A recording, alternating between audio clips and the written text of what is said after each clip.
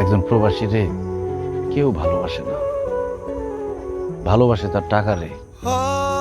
টাকা যতদিন থাকে ততদিন তার মাথায় তুলে রাখে, টাকা শেষ হয়ে গেলে মাথা থেকে আছাড় দিয়ে ফালাই দেয়। বাবা মা ভাই বোন শ্বশুর শাশুড়ি সবার কাছে একজন প্রবাসী শুধুই টাকার মেশিন। তারা খালি চায় এই মেশিনটা যাতে টাকা দেয়।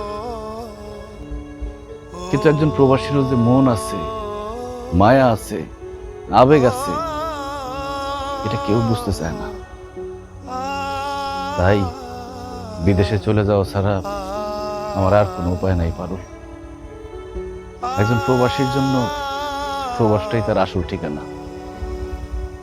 আমি জানতাম আপনি দেশে থাকতে চাইলে কেউ রাজি হইব না, কিন্তু জানেন আপনি যে কয়টা দিন দেশে ছিলেন আমার মনটা অনেক বড় ছিল।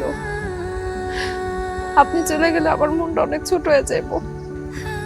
একটা ঘরের মধ্যে একলা বন্দি হয়ে থাকুম সারাদিন, আপনার নিয়ে সারাদিন দুশ্চিন্তা করুন।